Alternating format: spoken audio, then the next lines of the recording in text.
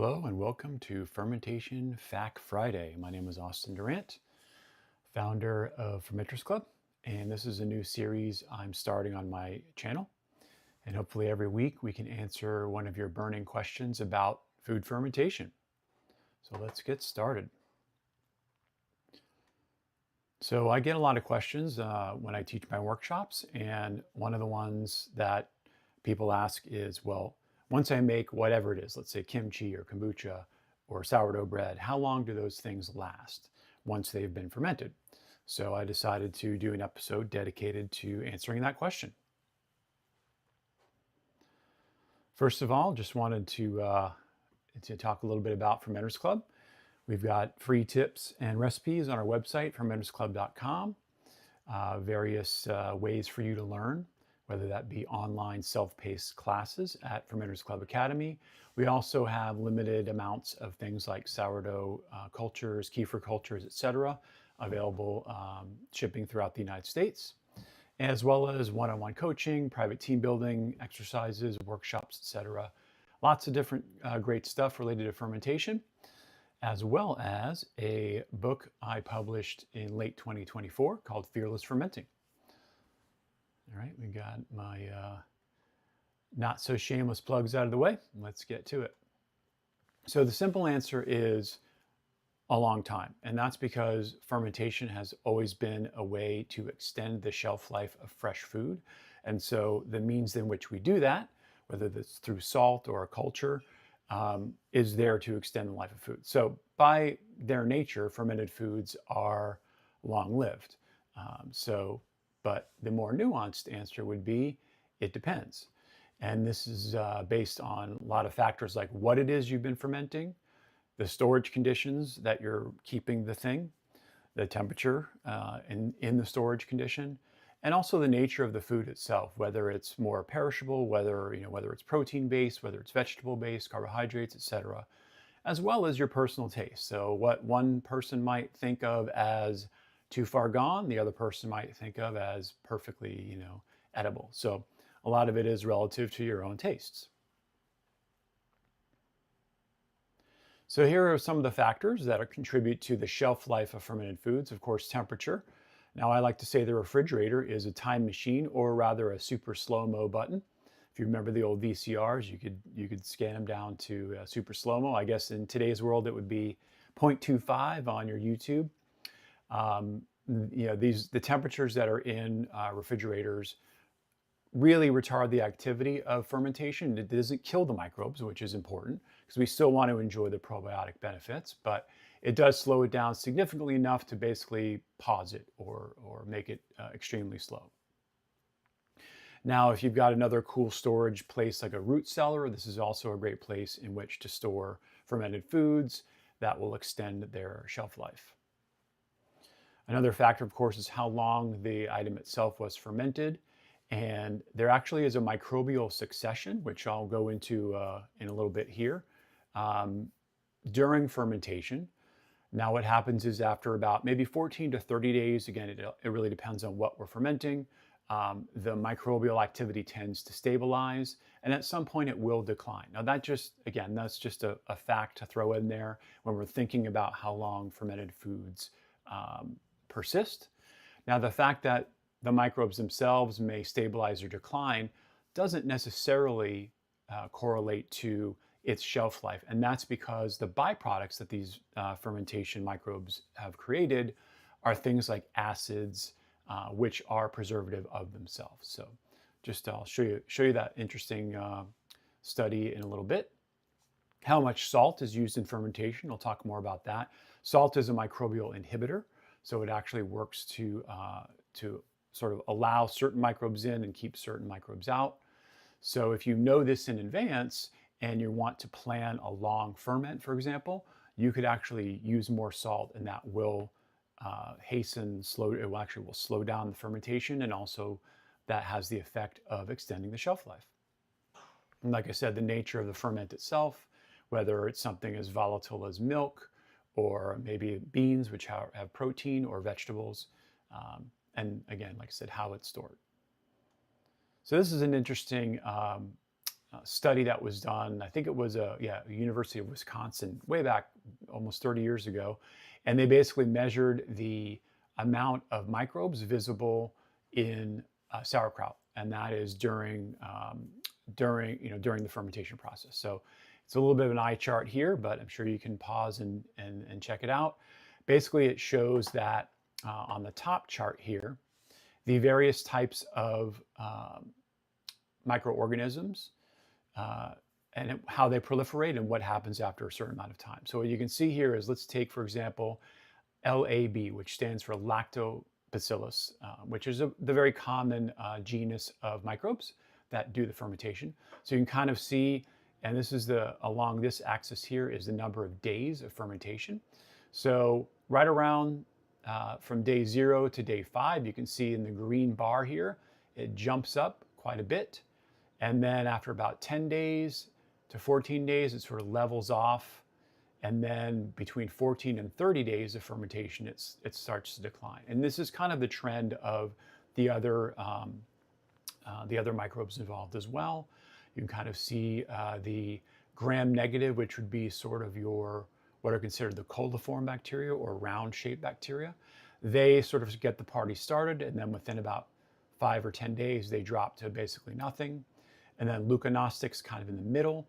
So they will, you can kind of see the chart in there in red. Anyway, point is different microbes will start, take the baton, so to speak, and then finish the succession. But you can kind of see even after 30 days, there's still a decent amount. So that's just to show you, again, within about 30 days or so, what the succession is. Again, this is just sauerkraut. So each different ferment will have its own bacterial or sometimes yeast ecosystem and might look different, but just to give you an idea. So this is a classic study. I'll link to the study. It's still there from the 1998 HTML. You'll get it's a good throwback. And this is just another sample that same group did, just to show you kind of similar patterns. And the other the graph down below is actually the amount of lactic acid that's generated. And again, that's one of the byproducts that these microbes create, and it has a preservative effect. So you can kind of see, based on the various critters that are in here, after about, the lactic acid percentage goes up and it almost levels off, but you can kind of see it still steadily increases all the way up until 35 days into fermentation, which again, lactic acid is a preservative and will help keep your ferment going. All right, let's see. So how to tell when a ferment has gone bad? And again, bad is in relative terms. For people who can tolerate really sour or like it really funky, bad might be different than somebody who might be just getting started. But that said, there are classic ways you can find out. If in your refrigerator, for example, you've got sauerkraut or pickles, probably not pickles, but like sauerkraut or kimchi, that's just completely dried out, doesn't have any liquid in it, then that is potential for getting mold. And so I would say if a jar is completely dried out, it's probably past its shelf life. Another thing is you'll notice that textural changes happen, again, with things like vegetables. So kimchi or sauerkraut might just get really soft. Now those acids that I talked about are not going to go away, but again, it could get really sour beyond what you might want to put in your palate. Also, it might be too soft to really enjoy as food. So we'll talk about what you can do with that.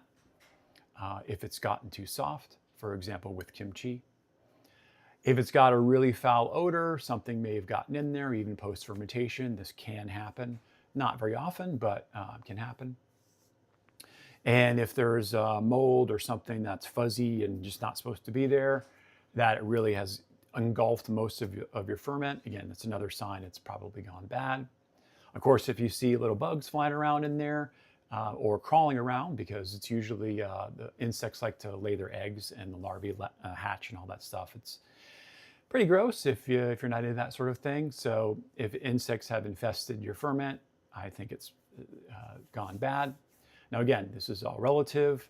I was just listening to a podcast from where one of the cheese guys, Trevor Warmerdal, I believe is his name, was saying he travels around the world looking for cheeses, and he found the one that's in Sardinia, and they specifically wait for certain flies to land and hatch their eggs, and this is very, they're eating the cheese along with the maggots. So again, this is all relative. But generally, if insects have infested, let's say your kombucha SCOBY or vegetables, probably time to get rid of it.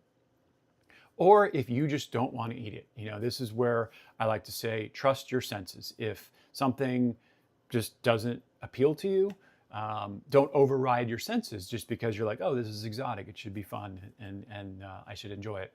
If your body is like, no, we don't want to consume that, honor that. So just, it's always just a good rule to follow when we're talking about fermentation. Now, how can we extend the shelf life of your ferments? Alluded to before some of the factors that influenced it. So let's talk about how to employ those factors and employ that knowledge. So again, keep things cool. The refrigerator is a fermentation slow-mo device. It slows fermentation down to basically essentially stopped, not truly stopped, but it basically will extend the shelf life versus if you left that ferment out at room temperature. Now again, if you've got a cool root cellar or something, even a cool room, your fermentation with, say, vegetables is perfectly safe. However, it will last longer because we're slowing the microbial process down if we store it in a cool environment like the fridge. Another thing you want to do is minimize the airflow once the ferment is finished. So again, this has to do with things like vegetables. So that means use tight lidded jars or containers if you're storing them in the refrigerator, and that will minimize the drying out, as well as the potential for things, airborne microbes like yeasts and molds, to come to the party, because we don't want them there.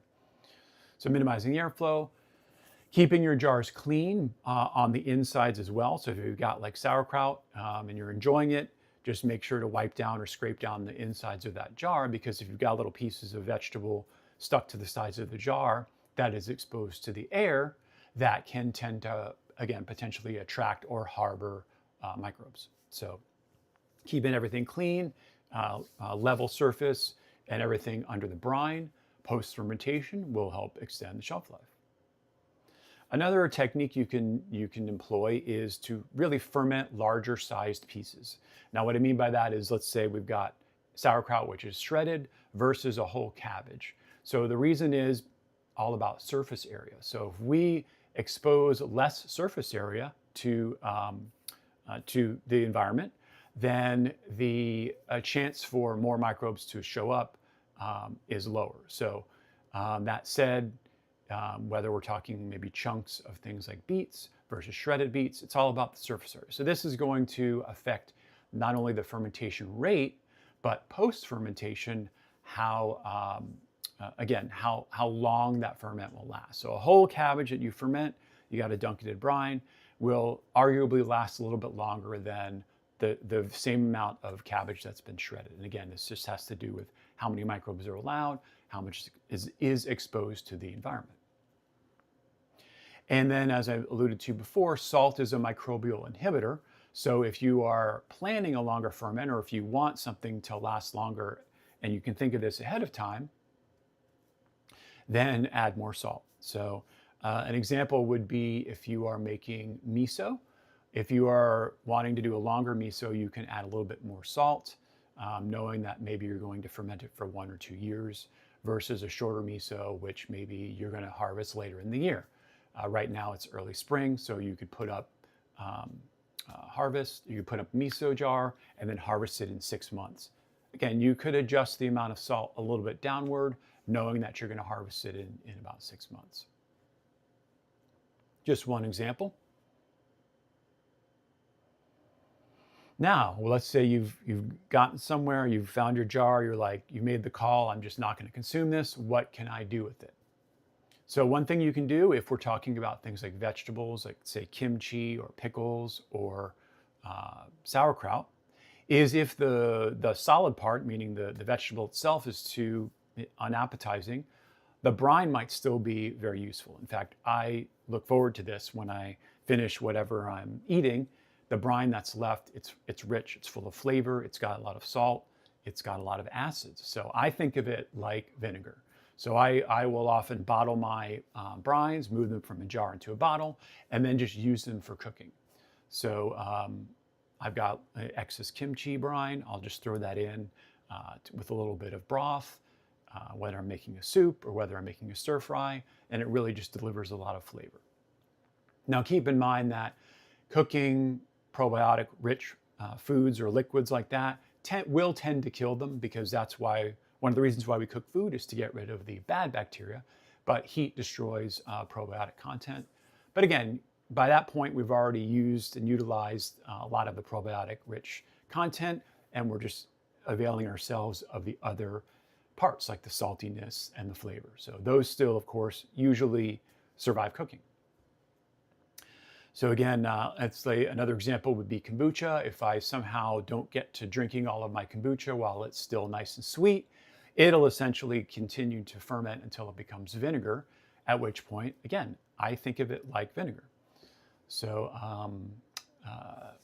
in fact, I even have a separate container that I take overripe kombucha in, separate from my normal active kombucha fermentation, and then I specifically create more vinegar from it. Never have to buy apple cider vinegar again, because I'm basically replaced that with kombucha vinegar. And if something just gets super funky and it gets a bunch of mold on it, you can always just compost it or bury it. If you don't have a compost pile, barring that, you can wash it down the sink. Just be careful if you're dealing with something that's moldy. You'll often see a lot of the mold spores themselves just sort of like proliferate. So if you're sensitive to that, just be careful. Be mindful as you're either throwing it away or washing it down the sink. And then all else fails, you don't have any of those, you can throw it into the trash. And here's a chart I made of, again, sort of encapsulating, for the most common ferments, what I consider to be the shelf life, usually in the refrigerator. And I've got some comments here, so I'll let you enjoy that. See if there's anything notable here. So again, yeah, kimchi, sauerkrauts, your vegetable ferments tend to be really long-lived. Can be several months in the refrigerator. And again, things like cucumber pickles might start to wane in terms of their crispness, and at which point you can turn it into relish if you want. I've got a recipe for that on the website. So yeah, kombucha is about a month. However, when we're talking about certain flavors, I find certain flavors, especially summertime flavors like watermelon or strawberry, tend to be more ephemeral, meaning like you want to drink those within maybe 2 weeks, 1 or 2 weeks. Some other flavors, berries that, for example, tend to hold up longer in the refrigerator. Let's see, let's see, hot sauces though, for example, I've had for many years. I even do keep those at room temperature, because in my style, I like to ferment my hot sauce or my peppers for 6 or 8 months. So they're really getting a lot of salt, a lot of acids built up. So they tend to be fine even at room temperature. But again, to extend the shelf life even more, move them to the refrigerator. And misos, I say, are essentially unlimited. Again, it depends on how you store them. Miso can easily last 10 years. In fact, I was just looking through my old miso collection here, and I found a miso that was from November of 2015. So this is over 10 years old. And I looked at it just to make sure it's still not too funky. And it is perfectly edible. Smells amazing, as it has over the last, like I said, 10 years. So again, miso is especially salty, so it will live a very long time in your refrigerator. So just good to know. All right, well, I hope you found this frequently asked question helpful, and we provided some information. Once again, you can find all the good stuff here on our YouTube channel. So please remember to like, subscribe to our channel, and share this if you found it helpful. And again, all of the resources available for free at Fermenters Club, recipes, tips, You can get a copy of my book. You can pick up some live cultures, etc., etc.